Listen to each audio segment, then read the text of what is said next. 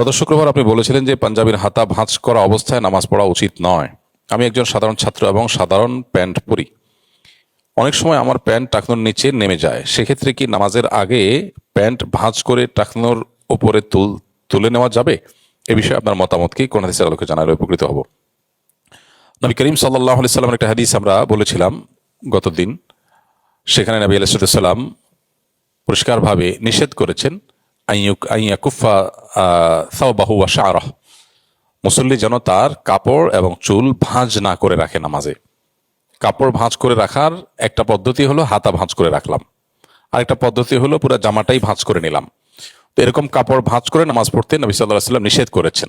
এই জন্য উলামা ইকরাম, ফোকাহা ইকরাম এটাকে মাকরুহ বলেন, যে কাপড় ভাঁজ করে নামাজ পড়া যাবে না, বরং হাতা ভাঁজ করা থাকলে ওটাকে খুলে দিতে হবে। কাপড় ভাঁজ করা থাকলে ওটাকে খুলে দিতে হবে, এরপরে নামাজে দাঁড়াতে হবে।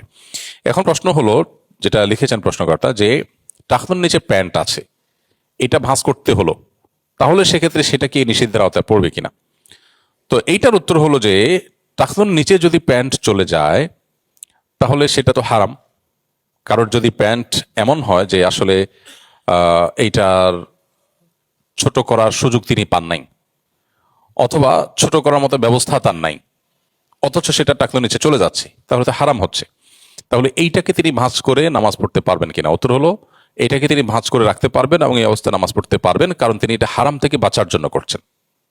হারাম থেকে বাঁচার জন্য করছেন। হাতা ভাঁজ করা আর জামা ভাঁজ করা আর প্যান্টের নিচে চলে যাওয়া, টাকনুর নিচে চলে যাওয়া প্যান্ট, সেটা ভাঁজ করা দুটো এক জিনিস না। ফলে ওইটা জায়েজ আছে, কিন্তু ওইটা আবার শুধু নামাজের সময় ভাঁজ করে রাখাটা ভুল। আবু দাউদে বর্ণিত একটি জয়ীফ হাদিসের ভিত্তিতে অনেকে নামাজের সময় শুধু ভাঁজ করেন। হাদিসটি হলো যে মুসবিল ইজার বা টাকনুর নিচে প্যান্ট যারা পরে তাদের নামাজ কবুল হয় না, এই মর্মে একটা হাদিস আছে। হাদিসটির সনদ দুর্বল।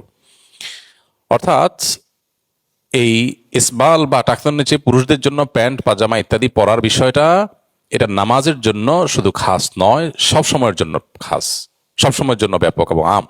সো কেউ যদি শুধু নামাজের জন্য ভাঁজ করে, তাহলে ওই টাইমটা তিনি হারাম থেকে বাঁচলেন, এরপর আবার তিনি হারামে ডুবে গেলেন। এটা অবশ্যই নিন্দনীয় কাজ।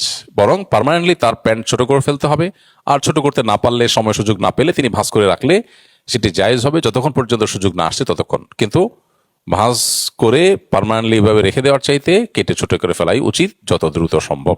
অতএব প্যান্ট ভাঁজ করার বিষয়টা ভিন্ন বিষয়। সৌদি আরবের সর্বোচ্চ উলামা পরিষদের একটা ফতোয়াও আছে, তারাও এটাকে জায়েজ বলেছেন, যে প্যান্ট ভাঁজ করার বিষয়টা হলো টাকনুর নিচে পুরুষদের জন্য প্যান্ট পাজামা পরা হারাম, সেটা থেকে বাঁচার জন্য। অতএব সেইটুকু জায়েজ আছে, কিন্তু এটাও পার্মানেন্ট সলিউশনে যাওয়া দরকার প্যান্ট ছোট করার মাধ্যমে।